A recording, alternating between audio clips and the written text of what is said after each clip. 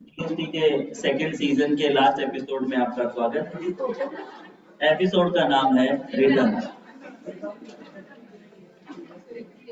Return chapter practical life में practical चीज है, क्योंकि रिटर्न भरना एक प्रैक्टिकल बात है, बट फिलहाल आपके लिए थ्योरेटिकल है। बट फिर भी मैं कोशिश करूंगा कि आपको इमेजिन करवा सकूं। सबसे पहले हम बात करते हैं GSTR1 की। आपने अब तक इसका नाम तो बहुत सुना था। आपको ये भी पता है कि अगले महीने की 11 तारीख तक भरना होता है। चलिए आज इसको डिटेल में समझ लेते हैं। GSTR1 का टेक्निकल नाम है डिटेल ऑफ आउटवर्ड सप्लाई। नाम से पता चलता है इसमें कौन सी डिटेल जाएगी, सेल डिटेल जाएगी। सेक्शन चलेगी 37, रूल भी है, नोटी भी है। सेक्शन को याद रखते हैं 37 GSTR1 की। बात आती है अगर आउटवर्ड सप्लाई की, तो आउटवर्ड सप्लाई में क्या क्या आता है? तो इन्होंने कहा भाई आउटवर्ड सप्लाई में आपके इनवॉइस आएंगे, डेबिट नोट भी तो आएंगे, क्रेडिट नोट भी आएंगे और रिवाइज इनवॉइसेस भी आएंगे। भाई इनवॉइस इश्यू किया, कम अमाउंट का इश्यू हो गया तो डेबिट नोट इश्यू करते हैं, ज्यादा अमाउंट का इश्यू हो गया कम करना है तो क्रेडिट नोट इश्यू करते हैं। और रिवाइज टैक्स इनवॉइस हमने पढ़ा या तो बिना जीएसटी का बिल दिया था, फिर उनको वापस बुलाएंगे, फिर जीएसटी वाला बिल देंगे, तो that is called revise invoice. तो अगर ये कहते हैं कि GSTR1 में आउटवर्ड सप्लाई की डिटेल जाएगी, इसका मतलब हर इनवॉइस की डिटेल जाएगी, डेबिट नोट क्रेडिट नोट की भी जाएगी और रिवाइज इनवॉइस की भी जाएगी, क्योंकि सब आपके सेल के इनवॉइस है। GSTR1 किसको भरना है? एग्जाम में ये क्वेश्चन आता है। कुछ लोग अपना रिटर्न डायरेक्ट भरते, सीधा रिटर्न फॉर्म, और कुछ लोग पहले GSTR1 भरते फिर रिटर्न भरते। तो ध्यान दो, अगर आपको एग्जाम में पूछे कि कौन भरेगा GSTR1, who is required to file, तो वैसे तो all registered person including casual taxable person, but कुछ लोग नहीं भरेंगे। नंबर 1 ISD का फुल फॉर्म। इस व्यक्ति के बारे में मैंने आपको नहीं बताया, ये सीए फाइनल में आता है। इसका फुल नेम है इनपुट सर्विस डिस्ट्रीब्यूटर। क्या नाम है सर? आप इसके बारे में कुछ नहीं जानते हो और जानने की भी जरूरत नहीं है। ये व्यक्ति सीधा रिटर्न भरता है, कोई GSTR1 नहीं भरता। दूसरा व्यक्ति शेख, इसको आप जानते हो, ये भी सीधा रिटर्न भरेगा। तीसरा person paying tax under section 10, composition वाले भी सीधे return. 51, 52 TDS TCS। TDS TCS देखो, आपने देखा काटने वाले लोग होते हैं रेसिपिएंट और ECO, वो अपना सीधा रिटर्न भरते हैं। और कौन सा रिटर्न भरते हैं वो हमने देख चुके हैं, GSTR7 GSTR8 OIDRS OTT, India के बाहर वाले OTT, नेटफ्लिक्स, Amazon, ये सब। क्या ये लोग रिटर्न ही नहीं भरते? नहीं, ये लोग डायरेक्ट रिटर्न भरते हैं। GSTR1 नहीं भरते।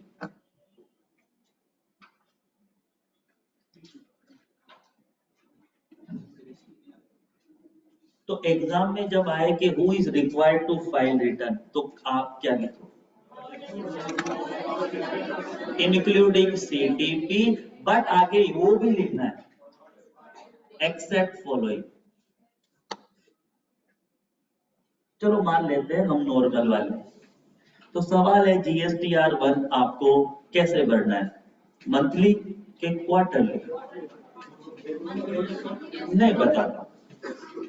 अगर आपके रिटर्न की स्कीम मंथली है, क्या रिटर्न की स्कीम कौन सी है?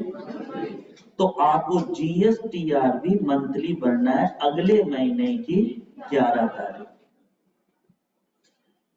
अगर आपके रिटर्न की स्कीम क्वार्टरली है, जिसे क्यूआरएमपी स्कीम कहते हैं, तो आपको जीएसटीआर 1 भी भरना है क्वार्टरली। इसका मतलब जीएसटीआर 1 क्वार्टरली जाएगा कि मंथली, किस पे डिपेंड करता है?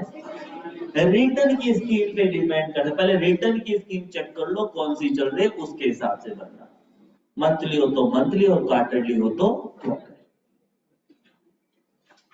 अगर क्वार्टरली भरोगे तो क्वार्टर खत्म होने के बाद कितने दिन मिलेंगे? 13 दिन। अब यहां से पंगे चालू। आपको क्या लग रहा होगा, QRMP scheme is a better कि monthly scheme is a better? क्या फायदा? भाई मंथली फाइल करने का झंझट नहीं, एक क्वार्टर का एक जीएसटीआर 1, जो झंझट मंथली था वो वहां पे कैसा है? तो कौन सी स्कीम अच्छी है? Very good. बट कल दोपहर के 1 बजते बजते आप इस स्कीम से नफरत करोगे, बेइंतहा। इतनी नफरत करोगे कि कभी अपने क्लाइंट को कहोगे भी नहीं कि ये स्कीम है भी।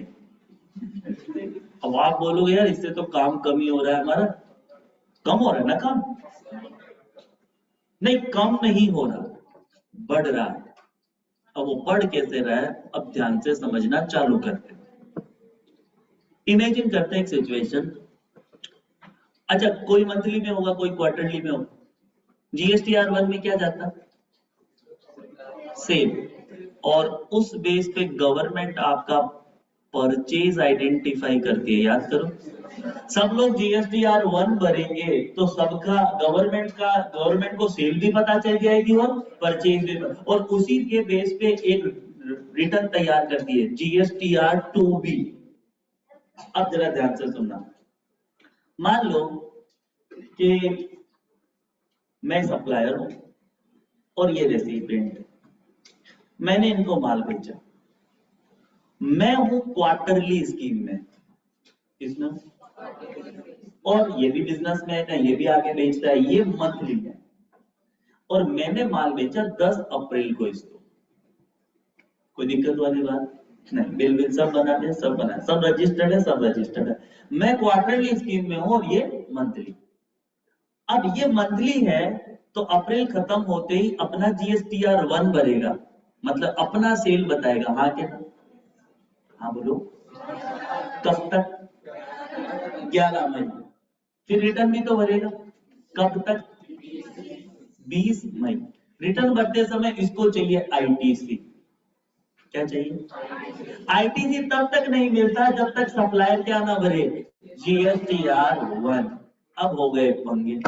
मैं हूं क्वार्टरली वाला, तो मैं तो अप्रैल मई जून की सेल का एक साथ ही जीएसटीआर 1 भरता हूँ। यस के नो? कब भरता हूँ? 13 जुलाई। तो जो सेल मैंने 10 अप्रैल की करी उसका भी जाएगा 13 जुलाई। इसको तो आईटीसी कब चाहिए? 20 मई को। यस के नो? मैंने तो जीएसटीआर 1 भरा ही, तो ये मेरे पास भागा भागा है। बोला कि जीएसटीआर 1 भरो। मैंने कहा काय का भरो, मेरा तो स्कीम ही क्या है। अब गवर्नमेंट ने स्कीम दी तो मैंने quarterly. Actually government monthly scheme ही इंट्रोड्यूस किया था, क्वार्टरली रखना ही नहीं चाहते थे। वो तो लोगों ने है ना, उन्हें उंगली पे मंथली मंथली काम नहीं होता, थक जाते हैं, आप क्वार्टरली रखो। गवर्नमेंट ने कहा देखो रहने दो, क्वार्टरली के पंगे है। नहीं, थक जाते हैं, क्वार्टरली ही चाहिए, मतलब चाहिए। गवर्नमेंट को भी गुस्सा आ गया कि ऐसी क्वार्टरली स्कीम इंट्रोड्यूस करूंगा कि ना उगलेगा निगलेगा। तो उन्होंने क्वार्टरली स्कीम इंट्रोड्यूस करी। मैंने क्वार्टरली, अब पंगा हो गया, इसको आईटीसी नहीं मिल रहा मई के अंदर। यस के नो? अब मैंने तो कहा भाई मेरी तो क्वार्टरली स्कीम है। हो गया ना पंगा। अब ये मेरे पास है, मैंने तो बोला ये गवर्नमेंट के पास गया, गवर्नमेंट के पास गया, वो बोला मेरा तो आईटीसी कहाँ गया, बोला कहाँ गया मेरे को क्या पता। सप्लायर से पूछ, GSTR 1 भरेगा, बोला उसको तो आपने क्वार्टरली स्कीम दे रखी है, वो तो 13 जुलाई को भरेगा जाके, तब मिलेगा मेरे को। बोला क्या कर सकते, विधि का विधान है।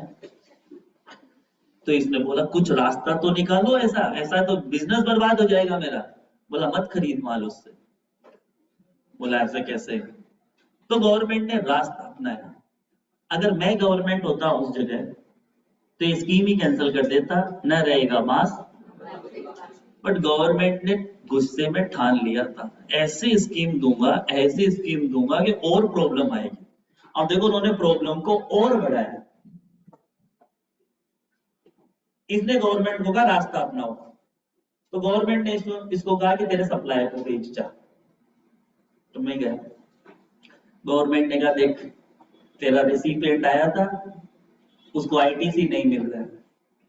मैंने कहा बात तो सही है, तो मैं कौन सी स्कीम में हूँ, क्वार्टर। अगर मैं मंथली में हूँ तो कोई दिक्कत वाली बात, दोनों मंथली में है तो दिक्कत नहीं है, दोनों क्वार्टरली में है तो भी दिक्कत नहीं है, मैं क्वार्टर ये मंथ में है तो दिक्कत है। अगर उल्टा होता, ये क्वार्टर मैं मंथ, तो भी दिक्कत नहीं है।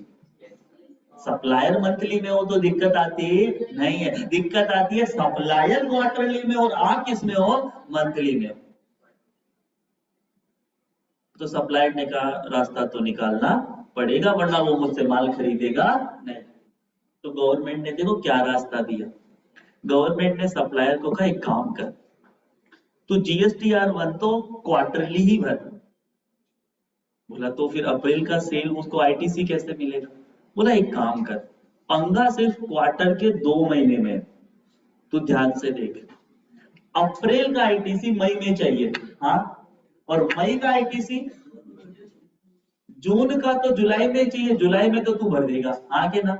तो पंगा ओनली और ओनली कितने महीने का, क्वार्टर के शुरू के, तो क्वार्टर के शुरू के 2 महीने की जो सेल है अलग फॉर्म भर के बता दे, और उस फॉर्म का नाम रखा IFF। क्या नाम है,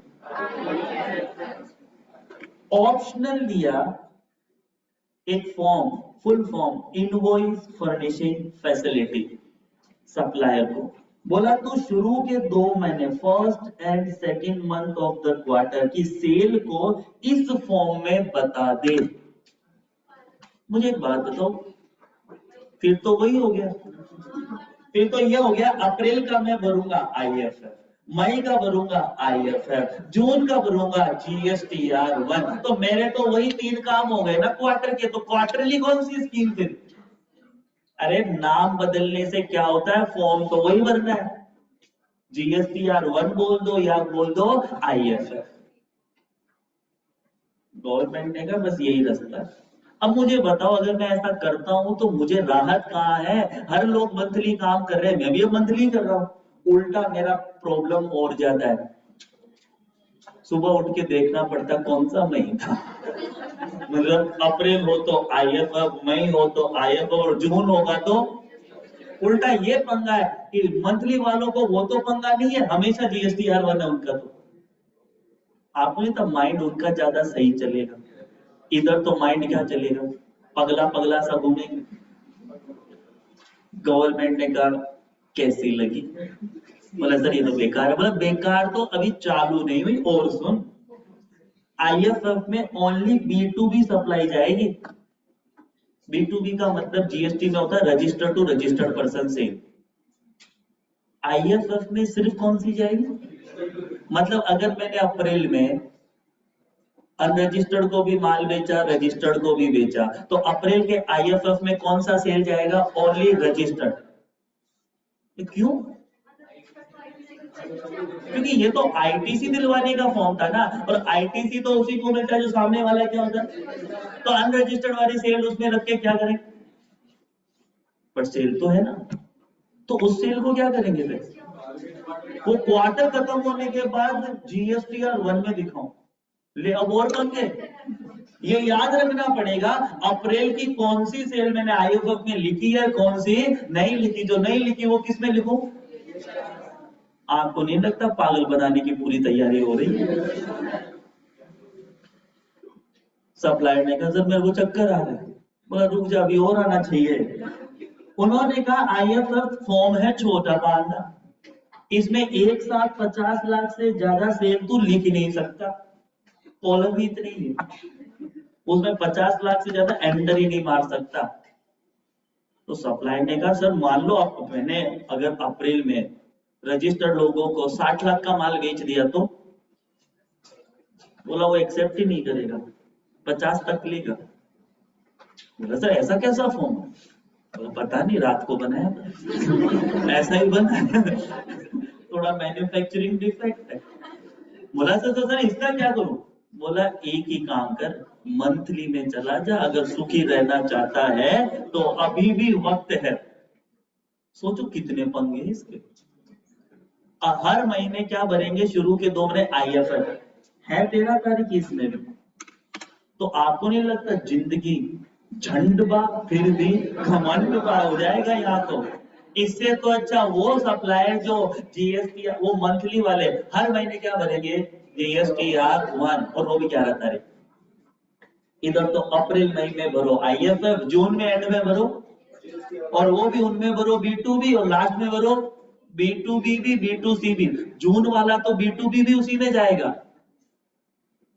इतना तो याद भी नहीं रहता जिंदगी में। ऑप्शनल है, गवर्नमेंट लास्ट में कहती है देख अभी भी वक्त है, जाना हो तो किस में चला जा? मंथली। सप्लायर ने कहा नहीं सर ऐसे कैसे, मैं क्वार्टरली स्कीम में ही रहूंगा, बस थोड़ा सा ही तो तकलीफ होगा। बोला बस अभी तो कल का टाइम बाकी है, ये तो शुरुआत है अभी। क्वार्टरली स्कीम में अभी आप देखो GSTR-1 में कोई भी फायदा हुआ क्या? उल्टा एक्स्ट्रा बर्डन हुआ, यस क्या नो? लेकिन अभी माना नहीं अपना पांडा, कल पछताएगा। पांडा ने सवाल पूछा सर अगर मान लो अप्रैल का मैंने आईएफएफ भरा, मई का भी क्या भरा, कौन सी सेल दिखाई? B2B। तो जब मैं एंड में GSTR-1 भरूंगा तो यही सेल रिपीट वापस दिखाऊं? बोला तू पागल है क्या, बुद्धि तेरी भ्रष्ट हो गई लगता है। तूने एक बार मुझे अपनी सेल बता दी तो वही सेल वापस दोबारा बताएगा क्या? नो। लो लो लो लो लो, मैं बात उसी की कर रहा हूं जो बता दी आईएफएफ। तो जो बताई नहीं वो बता कैसे दी?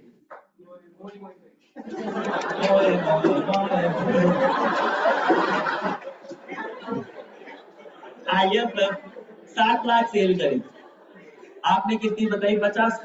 तो वो जो बता दी वो वापस बताने के लिए सवाल ये है ना? अब समझ में आया इसको? कईयों का नहीं, सब में क्वेश्चन का बटन होता है, वो दबते ही क्वेश्चन पूछा जाता है। कईयों का ऑटो मोड पे होता है तो सवाल है जो सेल मैंने आईएफएफ में दिखा दी क्या वो वापस दिखानी पड़ेगी GSTR-1 में? Answer is the detail of outward supply furnished using IFF for the first and second month of a quarter shall not be furnished in GSTR-1 for the said quarter. इतना समझ में आया आपको? ओके। तो अभी हम इनको अधर में लटकाते हुए आगे बढ़ रहे हैं। तो GSTR-1 आपको नॉर्मली कब तक बढ़ना है? अगले महीने की 11 तारीख, और क्वार्टरली हो तो अगले महीने की, ये लास्ट डेट है। जल्दी से जल्दी कब भर सकते हो GSTR-1? जून का GSTR-1 भरना है, जल्दी से जल्दी कब? जून खत्म होने से पहले क्या मैं जून का भर सकता हूं? ये कैसी बात कर दी सर ने? भाई सीधी सी बात है, ज्यादा से ज्यादा 1 जुलाई। तो a taxpayer cannot file GSTR-1 before the end of current tax period, that is one. However, following are the exception. Exception का मतलब मंथ खत्म हुआ नहीं फिर भी क्या कर सकते हैं? पहला बच्चा कौन सा? तारा भाई जोगी। भाई क्यों इसको अलाउ किया? अरे उसका रजिस्ट्रेशन ही बंद हो गया होगा। तो अब मंथ एंड करने की क्या जरूरत है? जैसे 16 जुलाई को उसका रजिस्ट्रेशन समाप्त हो गया, अब वो अगस्त में जाके GSTR1 क्यों भरे? 17 जुलाई को ही भर दे बोले, क्योंकि उनका रजिस्ट्रेशन तो क्या होता है? टेम्परेरी। तो खत्म अगर बीच में हो गया मंथ के एंड में तो खत्म होते ही भर दे GSTR1। सेकेंड केस क्या है? कैंसलेशन। अगर आपका रजिस्ट्रेशन कैंसिल हो गया महीने के बीच में, एंड तक जाने की जरूरत नहीं है, अपने रिटर्न भर के कंप्लीट करो। तो दो केस है, एग्जाम में पूछ सकते हैं। A taxpayer who has applied for cancellation of registration will be allowed GSTR1 after confirming receipt of the application। आपको पता है कैंसलेशन में हमको एप्लीकेशन लगानी पड़ती है, जब तक वो रिसिप्ट ना हो जाए तब तक आप GSTR1 मत भरना, क्योंकि एक्नॉलेजमेंट आने देना रिसिप्ट का। दूसरी बात, मान लो कि पर्टिकुलर किसी मंथ में मेरी सेल ही नहीं हुई, अक्टूबर दुकान पूरी तरीके से बंद, तो क्या मुझे अक्टूबर का GSTR1 भरना है? भरना पड़ेगा। अब वैसे तो देखो, जब कोई सेल ही नहीं तो गवर्नमेंट को अपन ना देते तो भी चल जाना चाहिए था, बट गवर्नमेंट ने कहा यार खाली फॉर्म ही सही भर तो दो, इस बहाने आपको हमारी याद तो आएगी। तो it is compulsory to file GSTR1 for every month या quarter even if no outward supply made during this month. इसे कहते हैं नील GSTR1, भरना ही पड़ेगा। GSTR1 में गलतियां हो सकती हैं मित्रों, और गलतियों को क्या करना पड़ेगा? सुधारना पड़ेगा। कब सुधारना पड़ेगा? जब गलतियों का पता चलेगा। तो rectification of error and omission upon discovery. Discovery का मतलब चैनल नहीं देखना है, डिस्कवरी ऑफ द एरर करना है। सुधारना कब है? सब्सिक्वेंट रिटर्न के अंदर। क्या आपको टैक्स देना पड़ सकता है? अगर आपने सेल कम दिखाई थी गलती से, फिर वापस ज्यादा दिखाते हो तो सब एक्स्ट्रा टैक्स देना पड़ेगा, इंटरेस्ट भी देना पड़ेगा। एक्चुअली इसका अपन ने प्रैक्टिकल भी किया है सेक्शन 50 सबसेक्शन 1 में। न्यूमेरिकल क्वेश्चन मैंने करवाया था कि आपने किसी मंथ का रिटर्न टाइम पे भरा था बट टैक्स कम दिया था, बाद में अक्टूबर में याद आया कि अरे उसका 40,000 कम टैक्स दिया है, फिर आपने इंटरेस्ट के साथ वो दिया था। यस करो।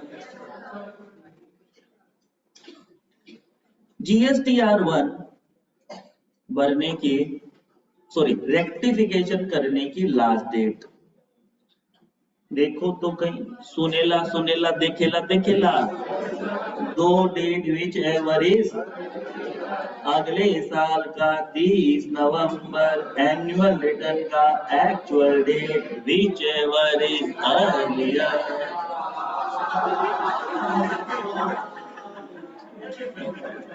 अभी तो आ रहा है आपको, लेकिन जीएसटी खत्म होने के बाद अगर आपसे ये पूछा जाए कि कितने ऐसे पॉइंट थे जिसमें सेम चीज थी, अब आपको फिर वो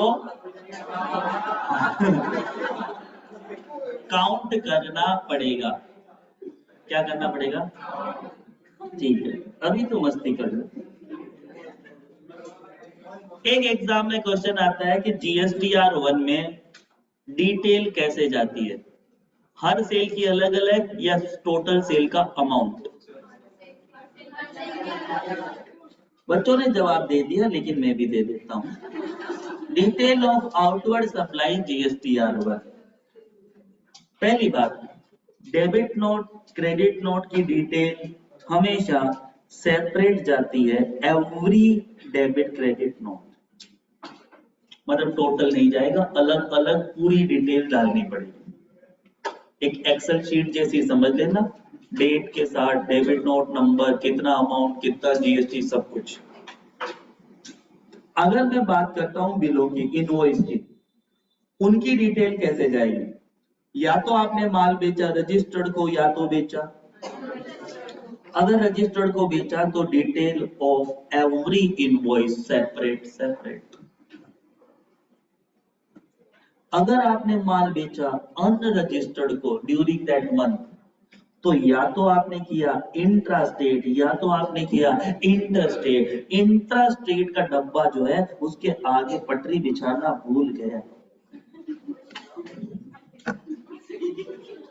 इंट्रा स्टेट सप्लाई किया है अनरजिस्टर्ड को, चिंता मत करो, अलग अलग डिटेल मत डालो, कंसोलिडेटेड डिटेल डाल दो, मतलब सिंपल अमाउंट डाल दो, टोटल सेल। बट ये सेल है rate wise. What do you mean rate wise? 3-4 goods बेचते हो तो जैसे 6% वाले जीएसटी रेट वाले की अलग टोटल, 12% वाले की अलग टोटल। समझदार हो आप ऐसे। इंटरस्टेट माल बेचा तो इन्होंने कहा ज्यादा बेचा कि कम बेचा। 2.5 लाख से ज्यादा बिल है, 2.5 लाख से ज्यादा का बिल है तो अलग बताओ, अगर 2.5 लाख तक का है तो एक ही बता दो कंसोलिडेटेड, बट स्टेट वाइज भी और रेट वाइज भी। राजस्थान में जितने लोगों को माल बेचा उसकी टोटल अलग, एमपी में जितनों को बेचा उसकी टोटल अलग, लेकिन एमपी में भी 2 तरह का गुड्स बेचा तो उनकी टोटल भी अलग अलग। ये लिखना है एग्जाम में, ऐसे जाती है डिटेल जीएसटीआर 1। जीएसटीआर 1 का छोटा भाई भी है IFF, पूरा नाम बताएं, फर्निशिंग फैसिलिटी। इसमें डिटेल जाएगी ऑलवेज सेपरेट, इनवॉइस की हो, डेबिट नोट की हो या क्रेडिट नोट, इसमें कभी कंसोलिडेट फिगर जाता नहीं। रीजन बताओ? क्योंकि ये होता ही है B2B, रजिस्टर्ड को ही माल बेचा है। यस के नो? यस बाबू? कुछ नहीं है? जो हमारे सप्लायर है वो आईटीसी के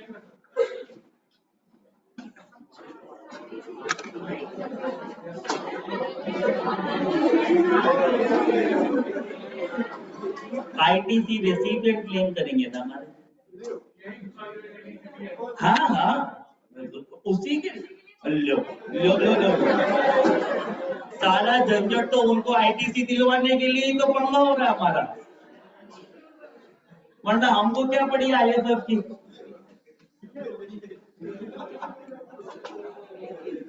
अब गवर्नमेंट ने कहा हम आपको ना जीएसटीआर 1 भरने देंगे ना आईएफएफ भरने देंगे। लोगों ने कहा सर अच्छा किया, हम भरना भी नहीं चाहते। आपको जीएसटीआर 1 नहीं भरने देंगे, आईएफएफ नहीं भरने देंगे, इसका मतलब है रिटर्न भी नहीं जाएगा। रिटर्न भी नहीं जाएगा तो अब पेनल्टियां लग जाएगी, तो आपका रास्ता बंद कर रहे हैं। खुश नहीं होना है ये पढ़ के, दुख होना है ये पढ़ के कि हमारा जीएसटीआर 1 भरने नहीं दिया जा रहा है। क्या किया? कांड। यस वेरी गुड, अब आप सही समझ। 3 में से 1 कांड किया। पहला, if GSTR 1 of previous tax period has not been furnished, जून का GSTR 1 भरा नहीं तो जुलाई का भरने देंगे नहीं। इसका मतलब सब लाइन से ही चलना। तो हम कह सकते हैं पिछले किसी भी पीरियड का जीएसटीआर 1 बाकी है तो करंट नहीं भर सकते। Second, GSTR 3B of preceding tax period has not been furnished, पिछला रिटर्न नहीं भरा तो इस बार का जीएसटीआर 1 नहीं भरने देंगे। समझ लो, अगर जून का आपने जीएसटीआर 1 नहीं भरा, रिटर्न भी नहीं भरा, तो जुलाई का GSTR1 नहीं भरने देंगे, क्योंकि आपने पिछला GSTR1 नहीं भरा था। चलो 1 भर दिया, जून का GSTR1 भर दिया था बट रिटर्न नहीं भरा था, तो भी जुलाई का GSTR1 भरने देंगे। इनका कहना है सारे पांडे लाइन से चले, पहले हर महीने का 1 भरे, फिर उसी महीने का 3 भी भरे, फिर वो अगले महीने का 1 भरे और 3 भी भरे, बीच में कोई गायब होगा नहीं। तीसरा केस तब तक समझ में नहीं आएगा जब तक ये रूल ना पढ़ ले। रूल नंबर बोलो, मार्किंग करो एग्जाम के लिए हॉट फेवरेट। 88C में एक स्पेशल कांड है जिसके होने से आपको GSTR1 नहीं भरने देंगे। ये क्या है जब हम देखते हैं, आपको याद आएगी पुराने दिनों की। क्या सिचुएशन है यहाँ पे, tax payable as per GSTR1 या IFF during a tax period, समझ लो अपना tax period October, tax payable as per GSTR1 IFR is greater than tax payable as per GSTR3B of such tax period, मतलब अक्टूबर plus prescribed amount या prescribed percentage जो अभी तक बताया नहीं। अब आप इसको जरा अपने माइंड को समझाने के लिए कैसे समझाओगे, क्या कांड किया आपका? हाँ,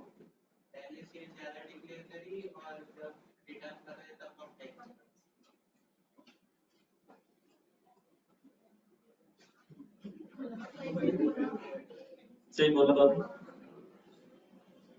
अपन इसको थोड़ा और, मैं नवंबर का GSTR1 नहीं भर पाऊंगा, अगर मैंने अक्टूबर के GSTR1 के हिसाब से जो टैक्स बनता है वो ज्यादा था, किसके?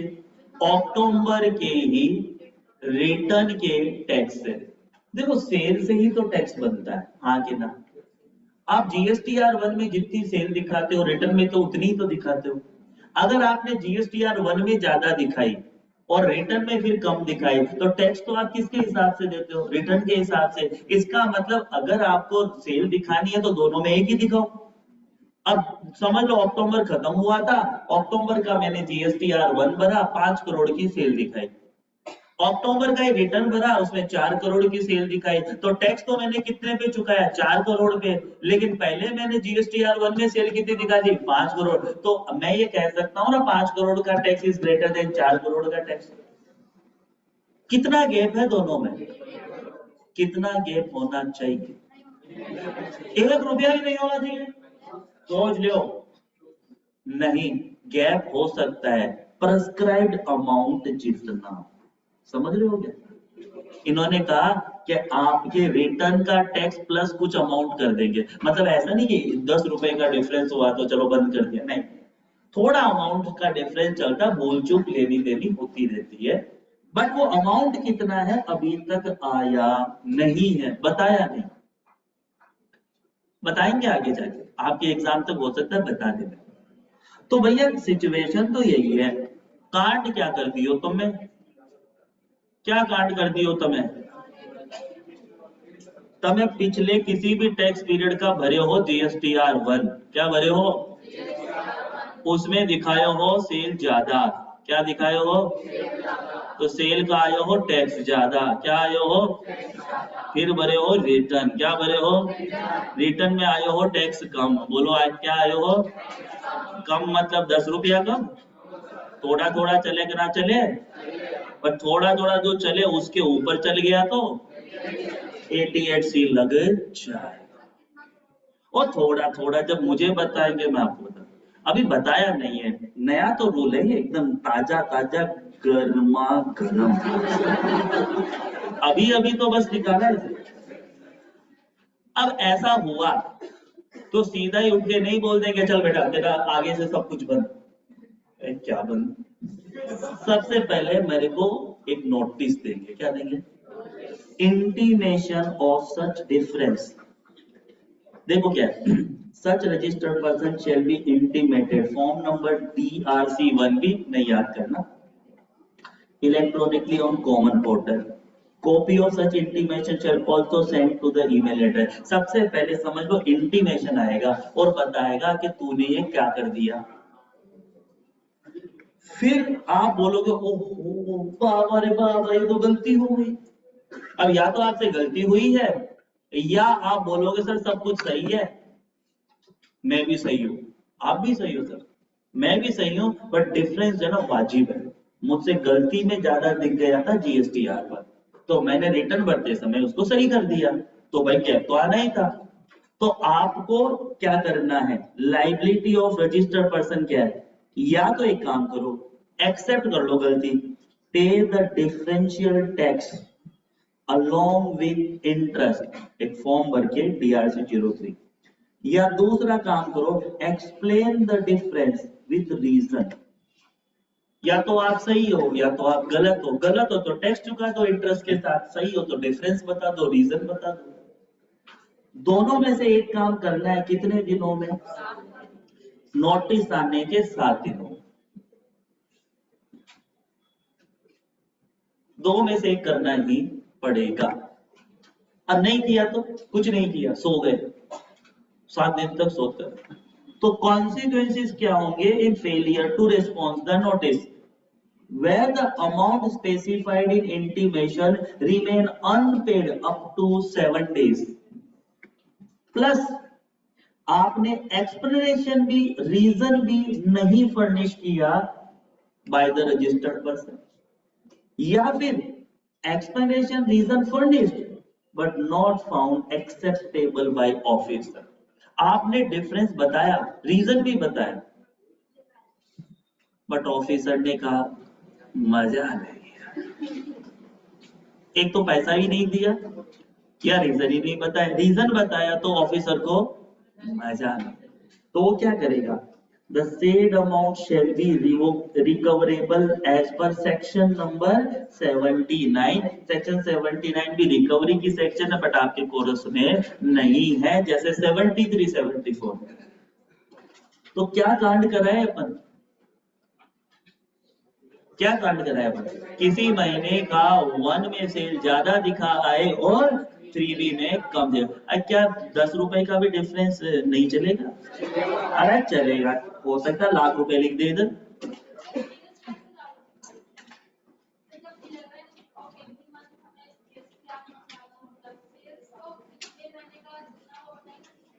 हाँ सही बात बता, जून खत्म हो गया, जून की सेल पता है अपने को, 11 जुलाई को बता देंगे, जो 11 को बताएंगे वही 20 को बताएंगे, सब कुछ यही होता। आप और मैं सामान्य बुद्धि वाले आदमी ऐसे करते, पर इंडिया में लोग क्या है, टैक्स की चोरी करना चाहते हैं। वो क्या बोलते गवर्नमेंट को, सर 11 तारीख को वो फॉर्म भरा था ना, रात को भरा था, तो मेरे से सेल थोड़ी ज्यादा दिख गई, ये सेल मेरी है ही नहीं, या इस महीने की है ही नहीं। अब आप जब ये क्लेम करोगे तो रिटर्न में क्या करोगे, उस सेल को गायब कर डालोगे, अब गायब कर डालोगे तो अपने आप सेल कम हो जाएगी।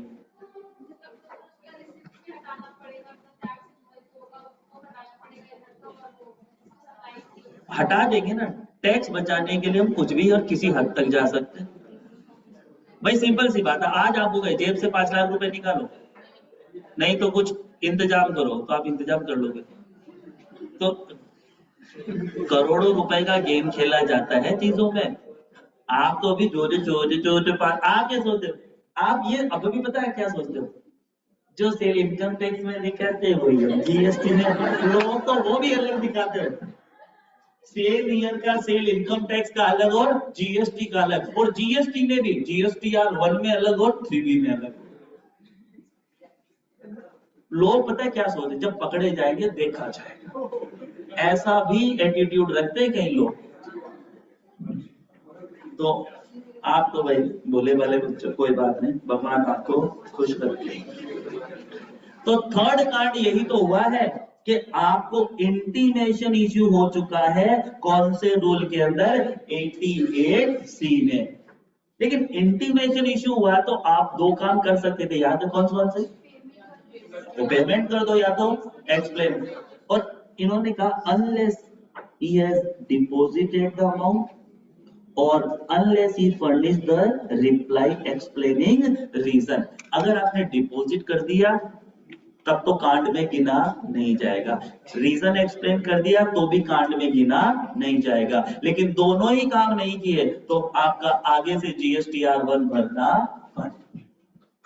एग्जाम में ये आ सकता है आप किसके, आपके। GSTR1 के बारे में यहीं पे खेल होता है खत्म।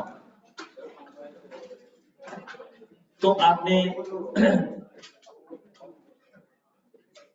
GSTR1 बनने की कितनी स्कीम देखी? दो, एक है मंथली, दूसरी है कौन सी अच्छी? सीधा कहो सुखी रहो, वो है मंथली स्कीम। अब हम उस क्रिटिकल पॉइंट पे आ गए जो शायद आपको एग्जाम में आवेगा यार। आपने GSTR2B का नाम सुना? कुछ पूछना चाहते?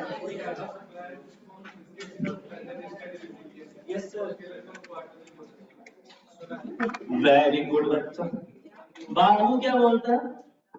जिसका रेसिपिएंट अनरजिस्टर्ड है उसके लिए तो क्वार्टरली अच्छा मतलब बहुत अच्छा। क्या आप इससे एग्री हो?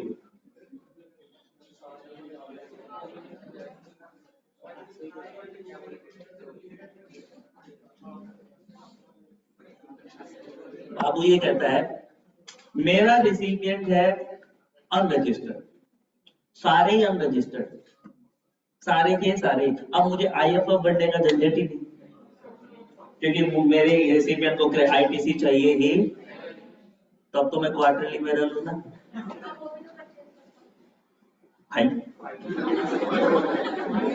ये क्या हो गया?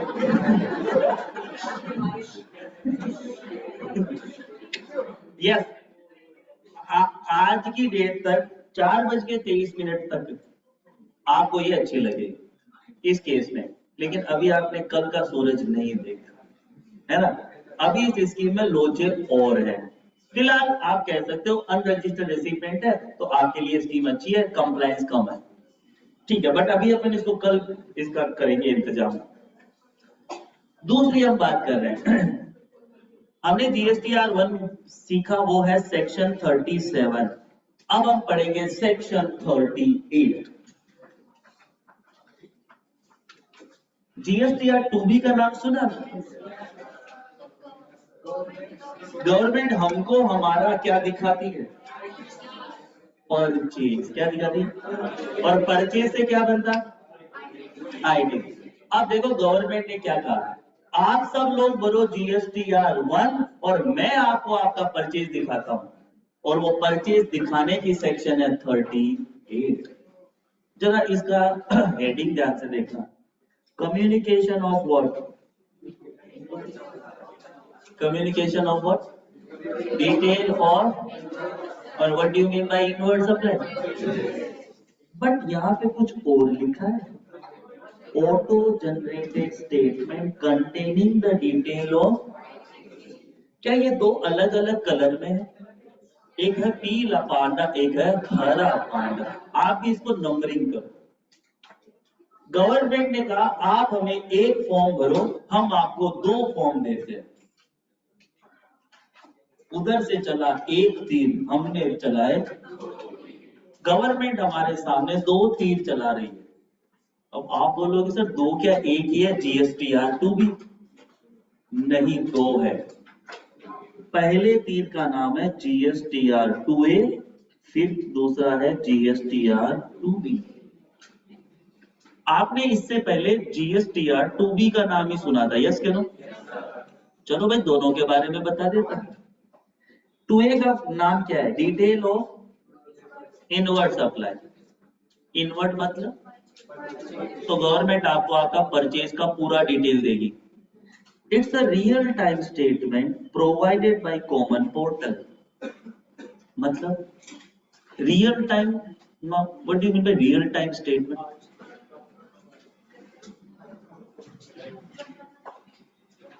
जब मन होगा तब देखेंगे। नहीं, जब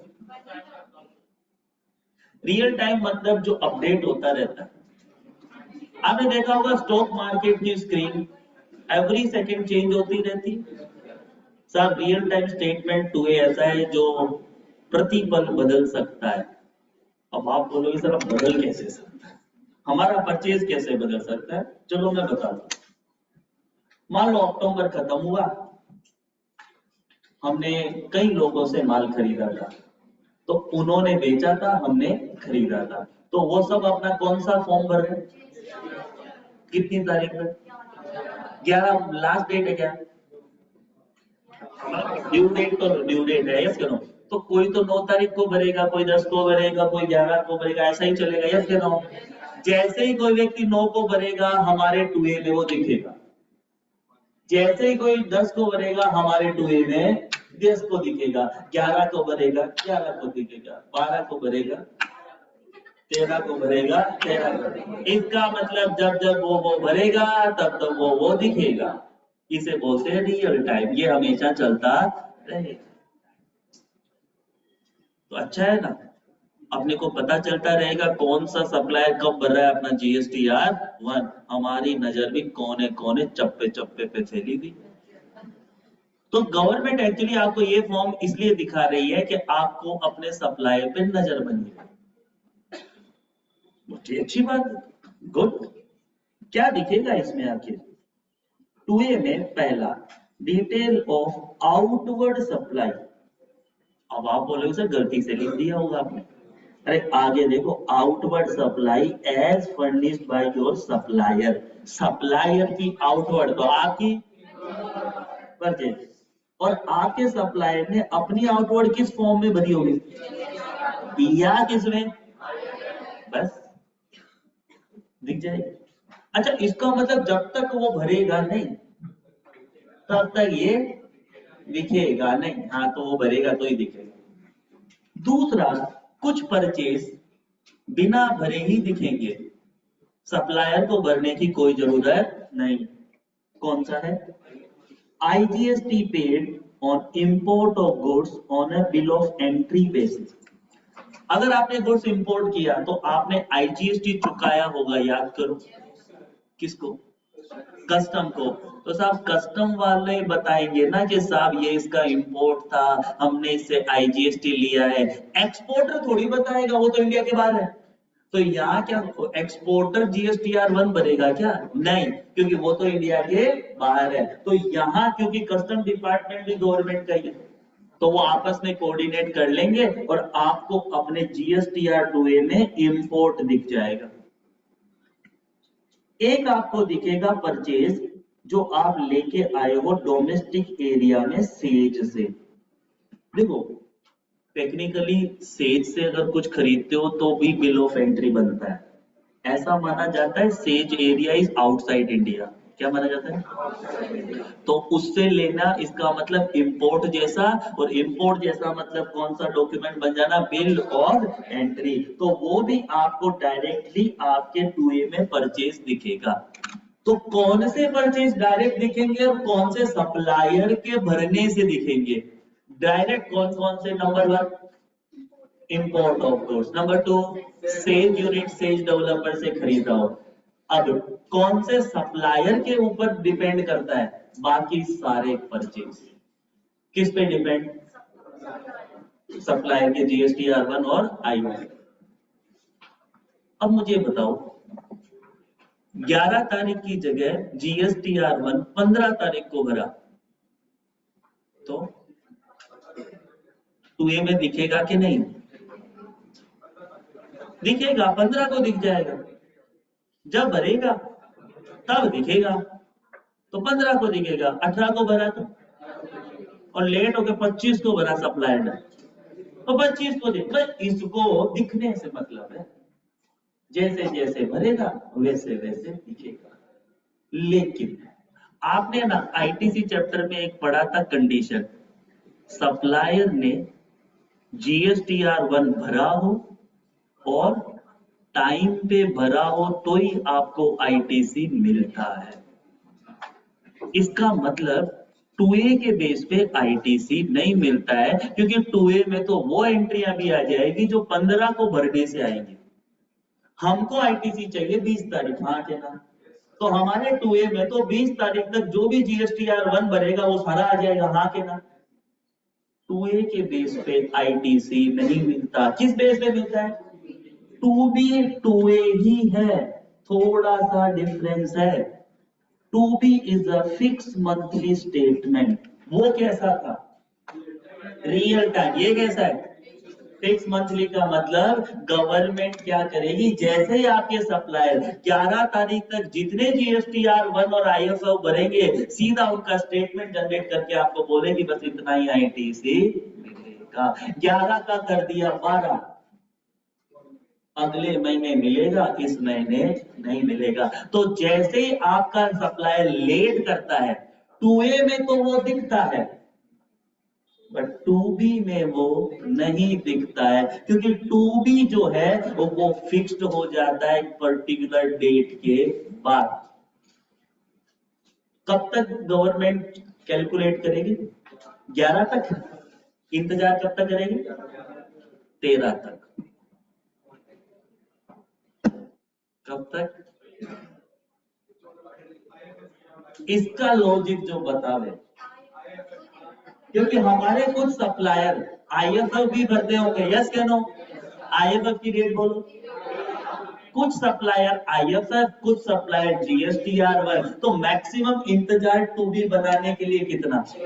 13 तारीख। इसीलिए ये स्टेटमेंट आता ही है हमेशा 14 तारीख को।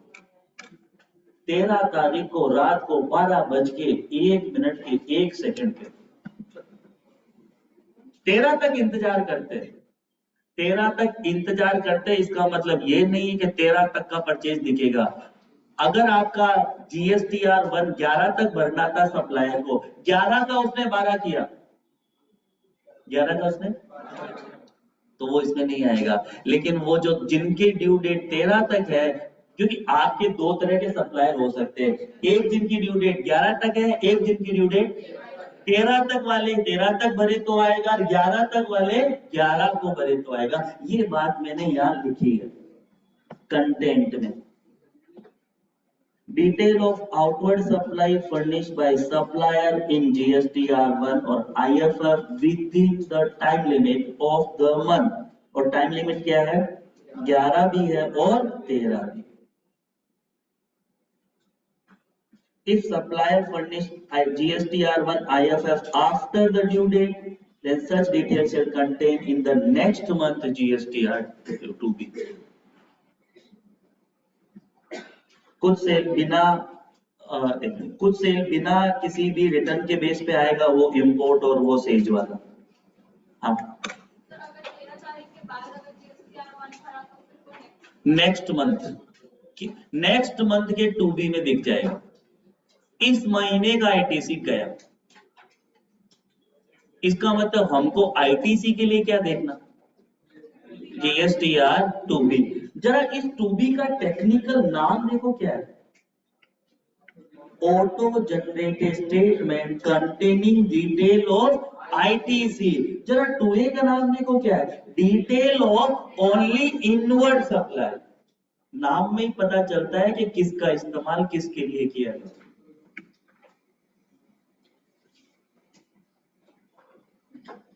तो हमको 2A देखना है कि 2B?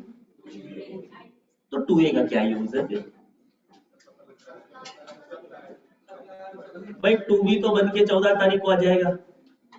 अब 2A देखने से कम ये तो विश्वास हो जाएगा, कोई बात नहीं, 15 को भर दिया, 14 को भर दिया, अगले महीने तो मिल ही जाएगा, तो वो आपको सांत्वना मिलेगी। अब एक साल पहले तो इतना ही था 2A, इतना ही था 2B। पिछले एक साल में एक नई चीज आई है, हाईलाइट करो एग्जाम के लिए, सब आपके लिए ही है। गवर्नमेंट ने कहा 2B को हम 2 हिस्सों में देंगे। कितने हिस्सों में? कोई बात नहीं, पहले हिस्से का नाम, दूसरे का नाम पार्ट बी। पार्ट ए में कौन सा परचेज दिखेगा? डिटेल ऑफ इनवर्ट सप्लाई जिसका मिलेगा आईटीसी। पार्ट बी में वो परचेज दिखेगा जिसका आईटीसी। लो लो लो लो लो। टू बी में तो जितने भी परचेज है सबका आईटीसी मिलता कि नहीं मिलता? एक साल पहले तक मिलता था, बट अब टू बी के भी कितने हिस्से हो गए? एक वो जिसका आईटीसी मिलेगा, एक वो जिसका आईटीसी।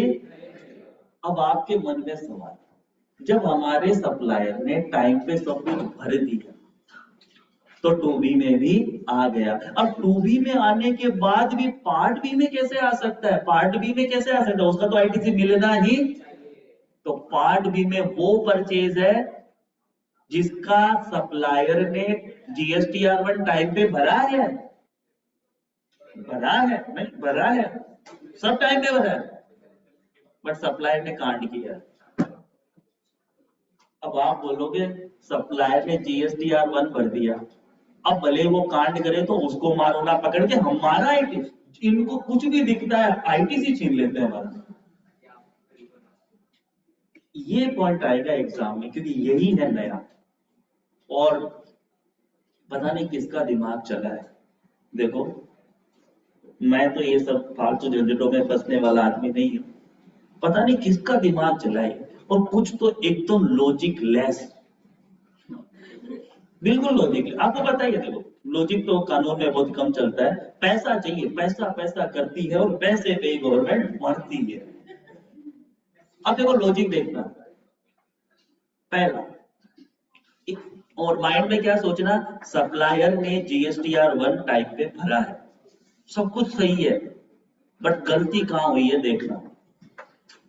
ये पार्ट बी के ही पॉइंट चल रहे हैं सब, ये सारे। इन्होंने कहा पार्ट बी में कौन सा परचेज दिखेगा? Detail of supply furnished in GSTR one और आईएफएस बाय रजिस्टर्ड पर्सन, मतलब कौन? सप्लायर। लिख भी दिया है कि ये वो सेल है जिसका आपके सप्लायर ने जीएसटीआर1 और आईएफएफ भर दिया है। फिर आगे क्या लिखा? within prescribed period of registration। जब ये नया नया आया था और मैंने इसे पढ़ा था, 2 दिन तक तो मेरे को समझ भी नहीं आया था लिखा क्या है। भाई नई चीज आती है तो कोई समझाने वाला थोड़ी होता है, लो में अब कौन समझाए, वो तो लिख के दे देते हैं। मैंने सोचा ये हो क्या रहा है, prescribed period of taking registration, हो क्या रहा है, ये क्या कांड हुआ है? अब देखो आप लोग समझदार, जरा इसको जरा ऐसा सब मिलके, मतलब ये क्या कांड क्या हुआ?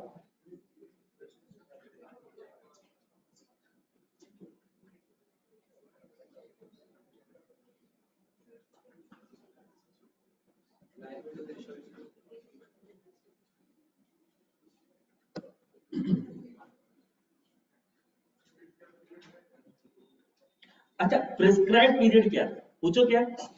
अभी बताया नहीं। अभी बताया कि आपके एग्जाम तक हो सकता है बता भी दे, बट नहीं बताए तो अपन एग्जाम्पल पकड़ के चलते, जैसे 1 महीना, 1 month is a prescribe period. चलो 1 मंथ को एग्जाम्पल पकड़ के चलो।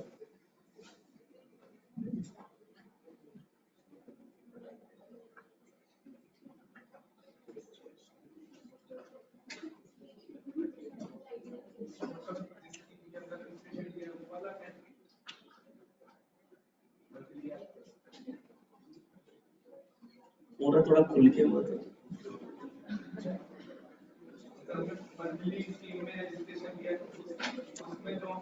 पहली बात, कांड हमने नहीं किया, कांड किसने किया है? सब है। अब वो क्या किया है बताओ, अपना कुछ नहीं है रोल।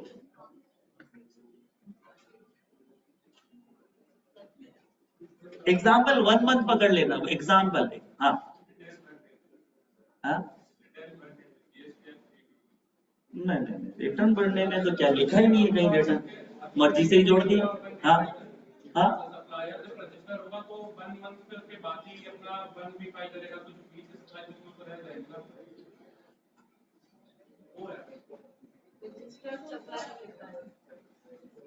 क्यों नहीं फाइल होगी?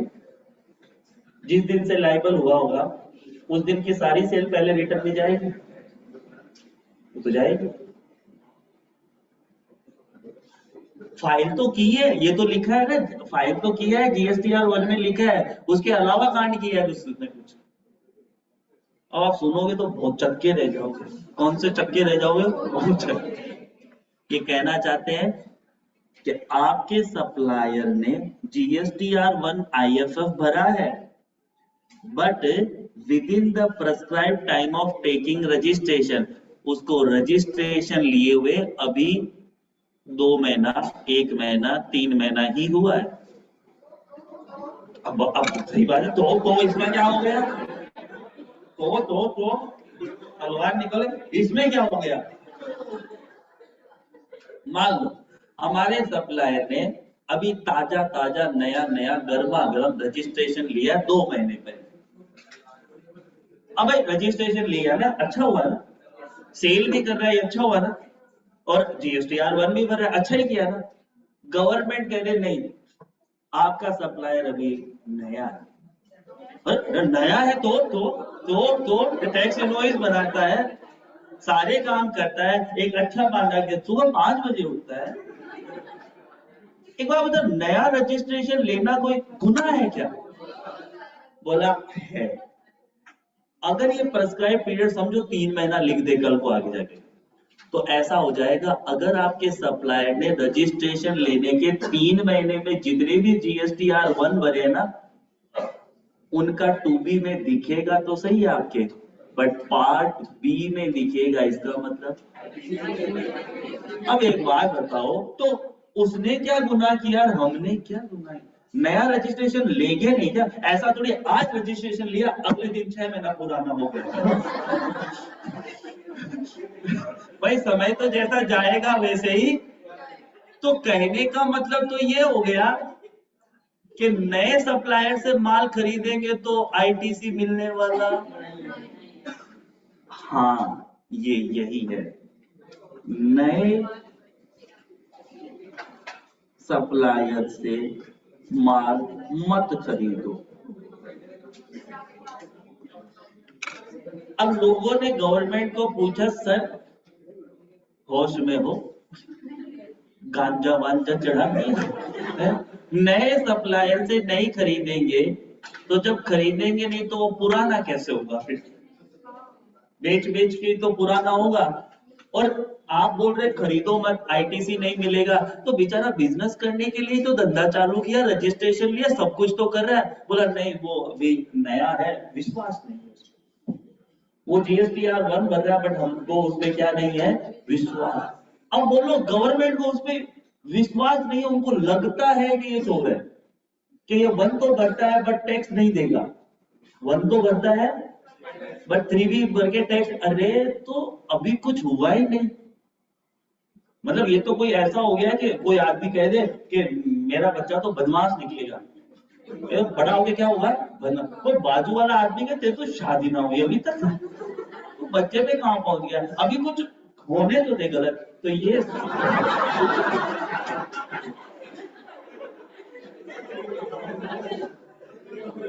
तो आपके सप्लायर को रजिस्ट्रेशन लिए अभी प्रेस्क्राइब टाइम ही हुआ है। अब ये लॉजिक है, कोई हुआ लॉजिक? मैंने अब शुरू में ही बोल दिया था, लॉजिकलेस चीजें चलेगी नहीं। आपको पूछेंगे नहीं ना, आपको तो सिर्फ बोलते क्राइटेरिया लिख दो, आप भी लिख देना प्रेस्क्राइब टाइम हुआ है सप्लायर को अभी तक।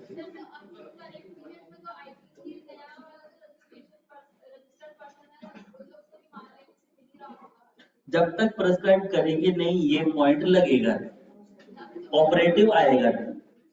कहने का मतलब चीजें नई आती रहती है, बट क्या होता है कई बार चीजें आ जाती है उनमें जो लिखी हुई चीजें नहीं आती, तो जब तक वो आएंगे नहीं तब तक वो प्रैक्टिकली अप्लाई नहीं होगी। बट आपके एग्जाम में तो पूछ लेंगे ना कि कौन कौन से इनवर्स अप्लाई पार्ट बी में आती है, बताओ। आप थोड़ी बोलोगे देखो अभी प्रैक्टिकली नहीं हुआ काम, मैं नहीं बताऊंगा। सेकंड में detail of supply furnished in GSTR1 IFF by registered person supply. देखो स्टार्टिंग में वो यही लिख देते हैं, डिटेल ऑफ सप्लाई है, GSTR1 IFF में फर्निश हो गई है, सप्लायर ने कर दिए। अब आगे लिखते हैं सप्लायर का कांड। चलो ये आगे वाला कांड बताओ जरा, ये बता दो।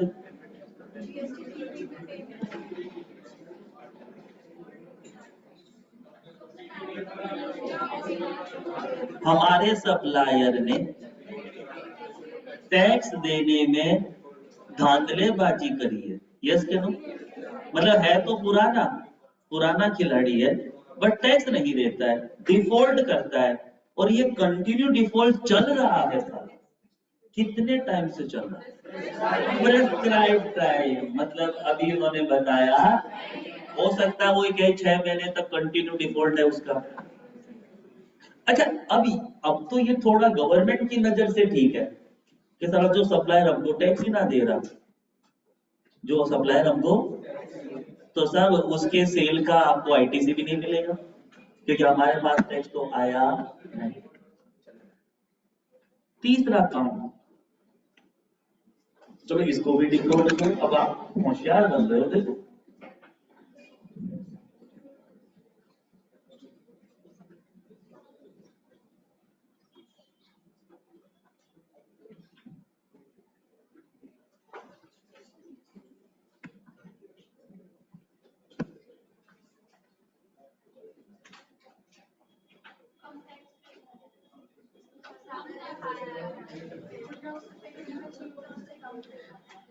क्या कर रहा है हमारा सप्लाई, GSTR1 में ज्यादा दिखा देता है, गवर्नमेंट को बड़े बड़े सपने दिखा देता है, और बाद में जब टैक्स पेमेंट करने जाता है तो वो कम होता है और ये ज्यादा होता है। अच्छा ये जो कर रहा है हमारा सप्लाई, मतलब ये चाहता है कि मेरे क्लाइंट को ITC मिल जाए, इसके लिए क्या करता है, 1 में तो दिखा देता है और बाद में टैक्स जाके देता नहीं। अच्छा ये तो धांधलेबाजी ज्यादा है, लेकिन ये क्या 1 महीने के लिए हुई है, 2 महीने से चल रही है, प्रेस्क्राइब्ड पीरियड से चल रही है। देखो अब आपको ऐसा समझ में आ रहा है चीजें, ये कोई ऐसा नहीं है कि उसके 1 दिन की बात है, 2 दिन की बात है, आपका सप्लाई पता नहीं कितने महीनों से करता है, प्रेस्क्राइब पीरियड से। दूसरा ये जो डिफरेंस है, ये क्या 10 रुपए का है? नहीं, ये भी प्रेस्क्राइब्ड लिमिट का डिफरेंस है, उससे भी ज्यादा हो रही है। चीजें समझ में तो आ रही है? आगे जाके आपकी एग्जाम से पहले या तो प्रेस्क्राइब में कोई टाइम लिमिट आ जाएगी, 1 महीना, 2 महीना, 3 महीना, और अमाउंट है वहां पे क्या आ जाएगा, अमाउंट आ जाएगा तो बता दूंगा, नहीं आ जाए तो ऐसे ही चले जाए। आवे तो अच्छा कि ना आवे तो अच्छा। अच्छा अब आपको 5th पॉइंट बताना है, 4th अभी लास्ट में, वो मजेदार है।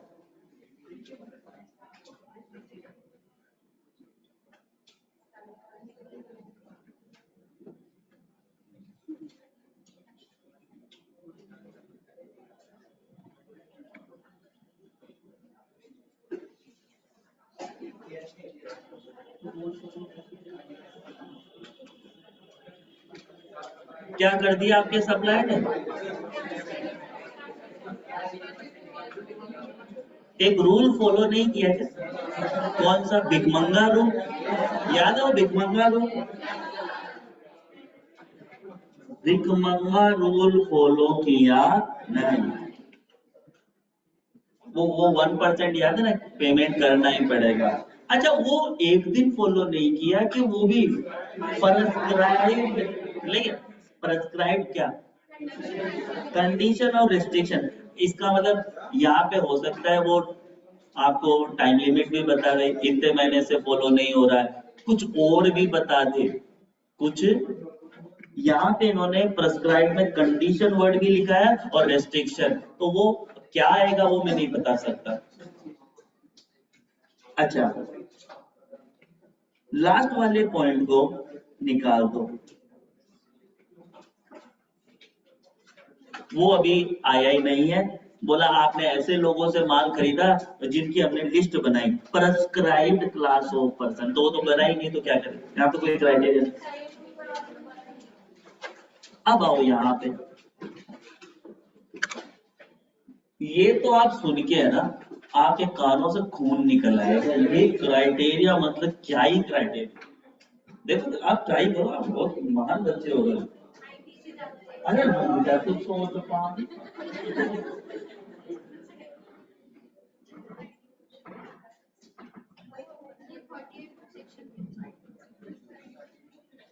यही तो है जो हम पढ़ रहे हैं, देख तो सही ऊपर।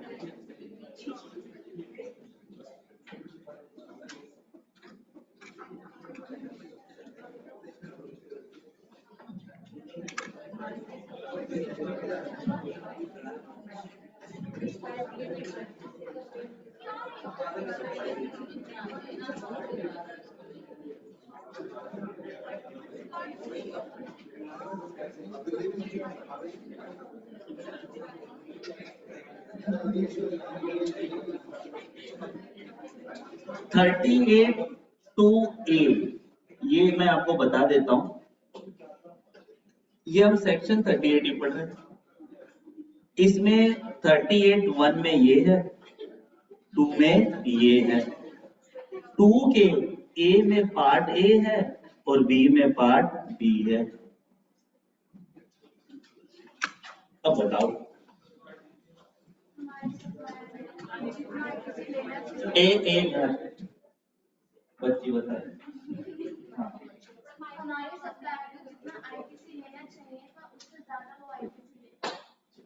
मैं बोलता हूँ ये बच्ची होशियार की बात ना मानता मेरे,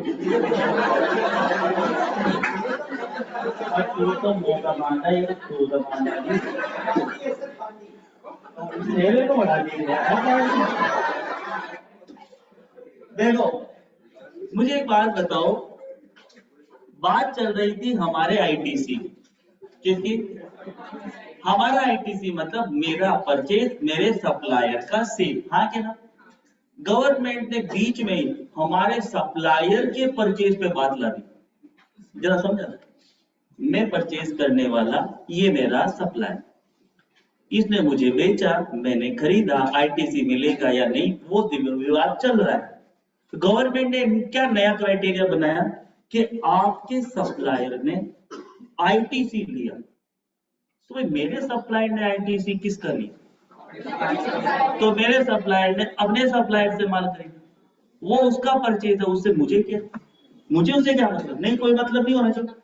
इन्होंने कहा आपके सप्लायर ने अपने परचेज पे आईटीसी लिया और वो जाता है उससे जो पार्ट ए में लिखा हुआ है, मतलब जितना लेना चाहिए था उससे ज्यादा। अरे तो नफड़ उसको सजा देगा भाई, उसकी भी सजा मुझे। ये मामला किनके बीच का था? मेरे सप्लायर और मेरे सप्लायर के एक ही रास्ता बचा, सप्लायर को निपटा। न रहेगा सप्लायर, न रहेगा जीएसटीआर 2B, सारा कलेश हो गया।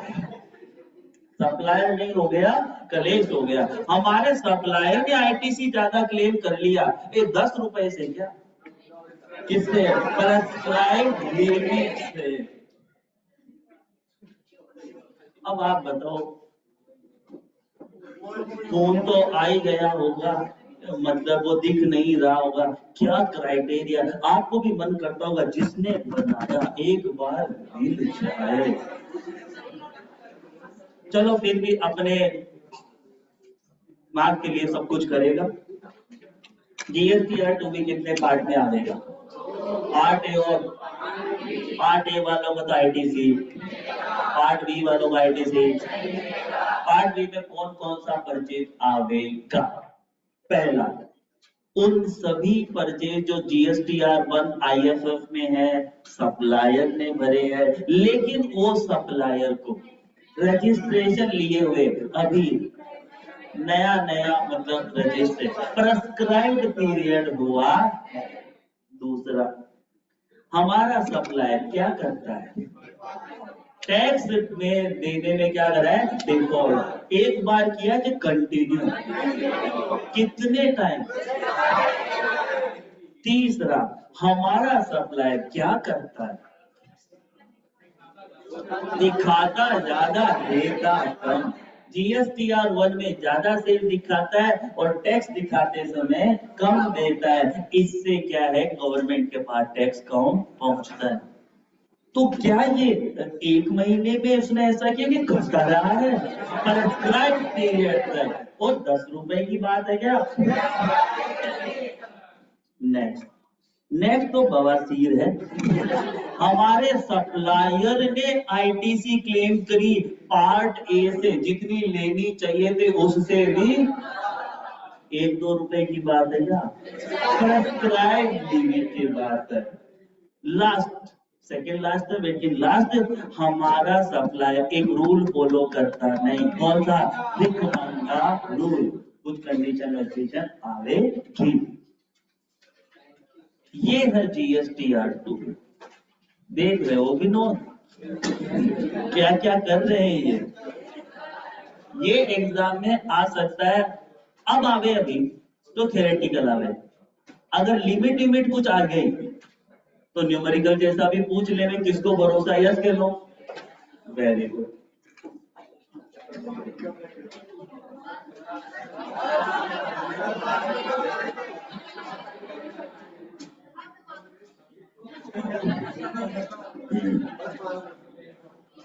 पांच मिनट।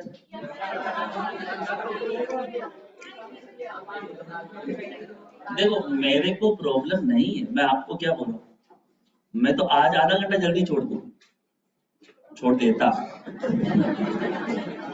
वो गलती से क्या हुआ, आप नहीं समझेंगे मैं क्या बताया आपको।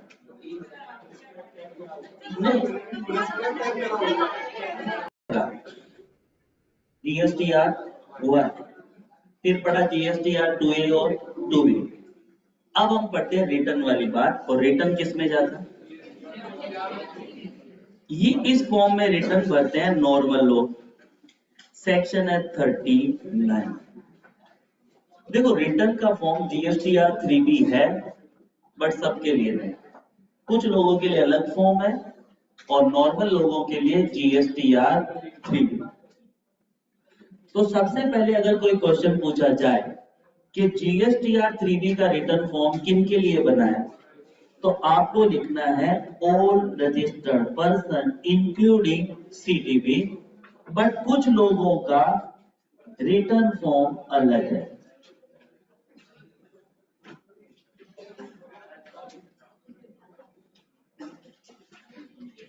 किन लोगों को 3B नहीं भरना, इसका मतलब ये नहीं कि इनको रिटर्न ही नहीं भरना, इनका रिटर्न फॉर्म अलग है। कौन से लोग हैं, ISD, NRTP, सेक्शन 10, 51, 52, OIDRS। क्या यही लिस्ट जीएसटीआर 1 में थी? वहां इसका मतलब था वो 1 नहीं भरेंगे, सीधा रिटर्न भरेंगे। यहां मतलब है 3B नहीं भरेंगे, बट कुछ और फॉर्म भरेंगे। तो ISD कौन सा रिटर्न फॉर्म भरता है, आपके सिलेबस में नहीं। NRTP है, 10 वाला है, 51, 52 हम ऑलरेडी TDS TCS में पढ़ चुके हैं, OIDRS वाला नहीं। तो हम पहले नॉर्मल लोगों का 3B देख रहे हैं रिटर्न फॉर्म। तो मान ले हम नॉर्मल लोग हैं इंक्लूडिंग सीटीपी, हम अपना रिटर्न भरना चाहते हैं। गवर्नमेंट ने 2 स्कीम दे रखी है, मंथली रिटर्न स्कीम और क्वार्टरली। क्वार्टरली का नाम है QRMT। क्या नाम है? अगर आप मंथली में हो, जिंदगी सुकून भरी है। मंथली जीएसटीआर 3B भरना है, कितने तारीख तक। अगर आप क्वार्टरली में हो तो क्वार्टरली भरना है, कितने तारीख तक, 22 और 24। अब 22 और 24 दो डेट क्यों, इन्होंने इंडिया को 2 हिस्सों में तोड़ रखा। इस ब्लैक लाइन से नीचे जो भी इंडिया है और वो क्वार्टरली वाले हैं तो 22 तारीख, ऊपर वाले 24 तारीख।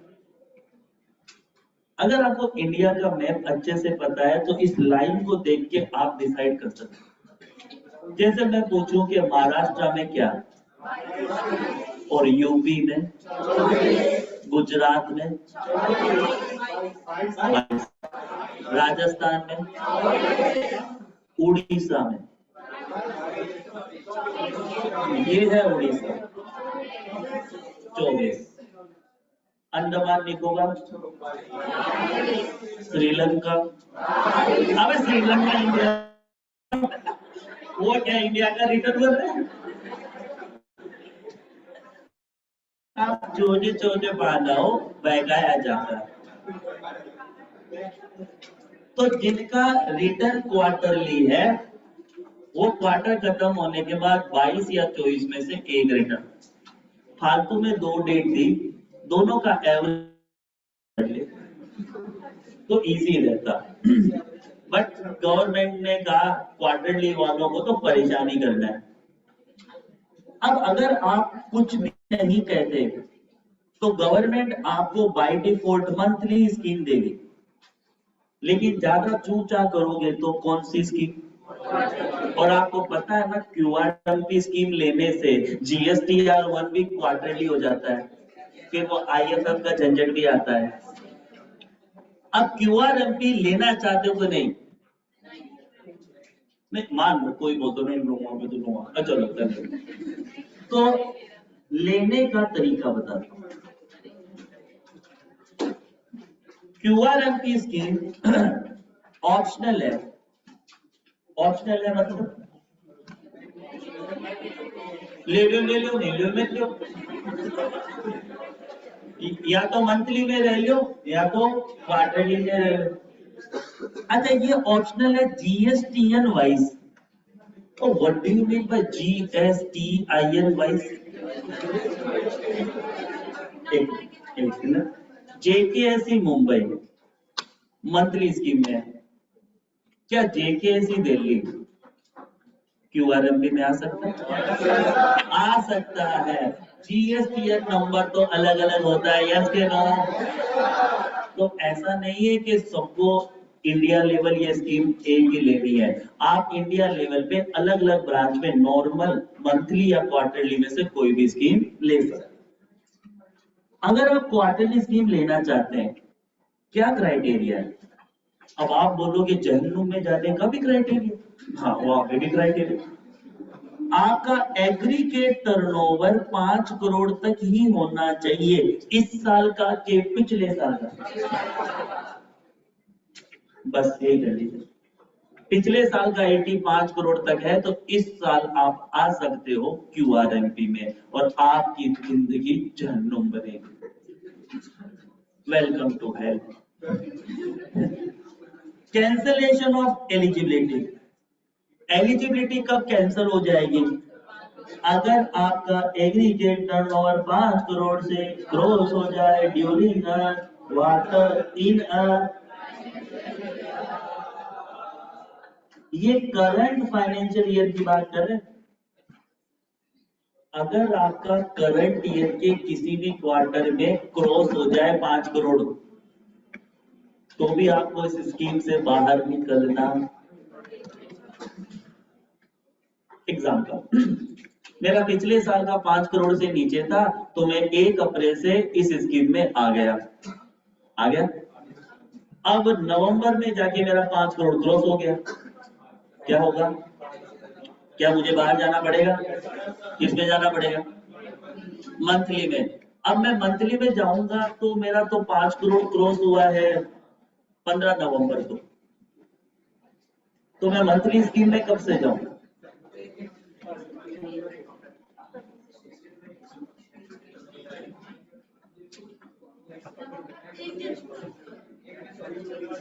एक जनवरी से। इन्होंने कहा तुरंत हड़बड़ी मचाने की जरूरत, आपको बाहर जाना है क्वार्टर खत्म होने के बाद, तो भाई 15 नवंबर तो क्वार्टर अभी बीच में है ना, तो 1 जनवरी से आप किसमें चले जाओ? मंथली में। First month of succeeding quarter से आप नॉट एलिजिबल बन जाओगे।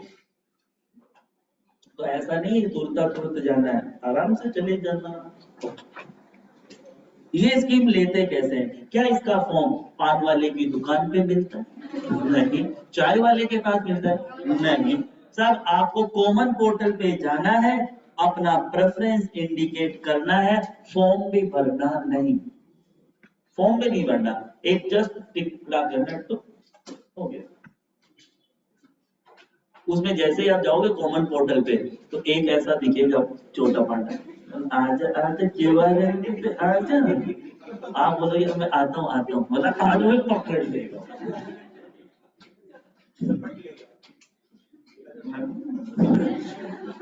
Now what is time limit to opt QRMP? क्या सुबह सुबह जाना चाहिए, दोपहर को जाना चाहिए? यस। चलो अपन डेट वाइज बात। Describe the time limit to opt QRMP schemes for the quarter starting 1 July 20।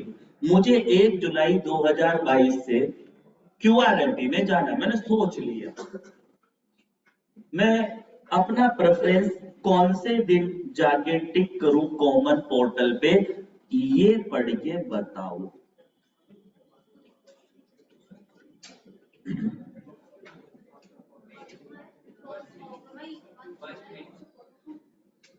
कहां से कहां तक?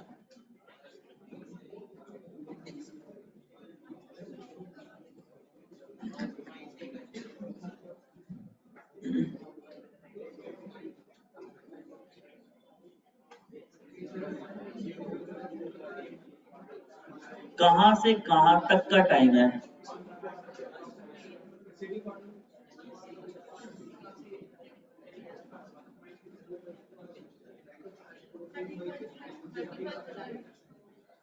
अगर मुझे 1 जुलाई से स्कीम चाहिए तो 1 मई से 31 जुलाई तक का टाइम है, जाके मुझे ऑप्ट करना पड़ेगा। मतलब पिछले क्वार्टर के दूसरे महीने का पहला दिन, करंट क्वार्टर के पहले महीने का आखिरी दिन, ये टाइम गैप है मेरे पास। लिख लो।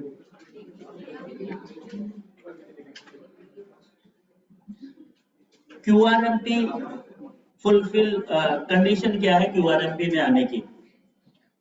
देखो, पिछले साल का टर्नओवर 5 करोड़ क्रॉस नहीं होना चाहिए, ये कंडीशन है। बट इसका मतलब ये नहीं कि इस स्कीम में 1 अप्रैल से ही आना है ना, ना ना ना ना।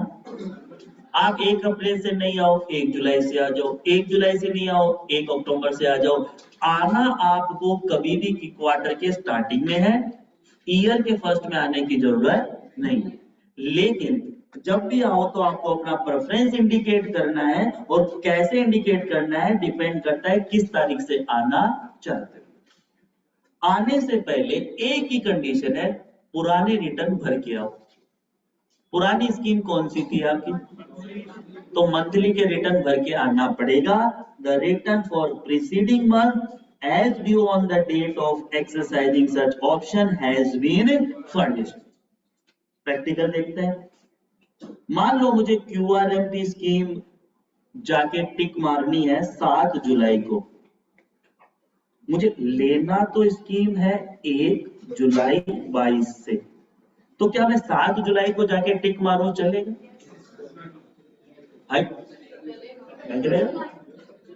अरे 1 जुलाई से स्कीम चाहिए तो मेरे को टिक मारने का टाइम कहां से कहां है? 1 मई से 31 जुलाई, तो 7 जुलाई नहीं चलता आजकल। अरे 7 जुलाई जुलाई में आता आजकल। चलो आगे। अगर 7 जुलाई के जाके मैं टिक मारूं तो मार दू ना? अरे मार दू ना, बट पिछला रिटर्न भरा हुआ होना कौन से महीने का?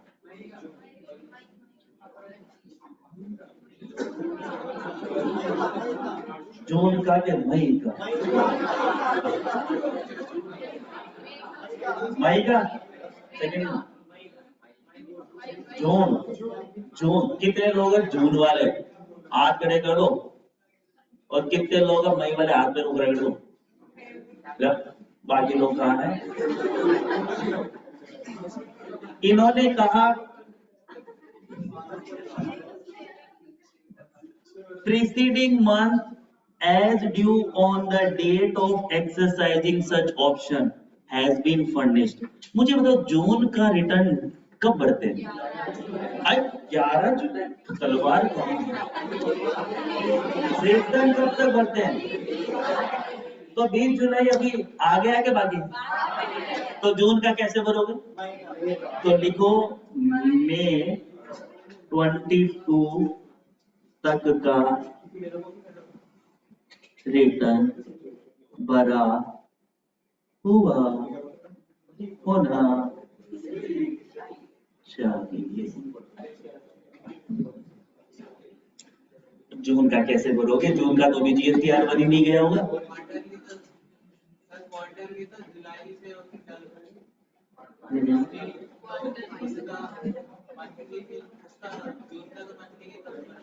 भरा तो मंथली जाएगा, बट स्कीम तो ऑप्ट कर लेगा ना, अभी तो भर देना ना जुलाई 20 को।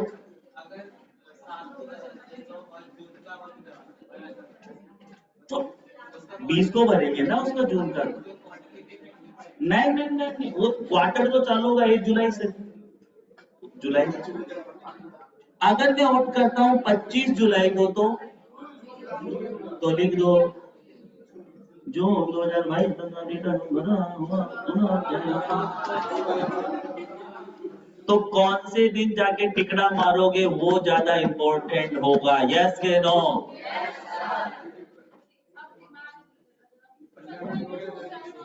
हाँ, तो बस एग्जिट करवा देता हूँ अभी आप लोग। QRMP से बाहर निकलने के 2 ही तरीके। कितने तरीके?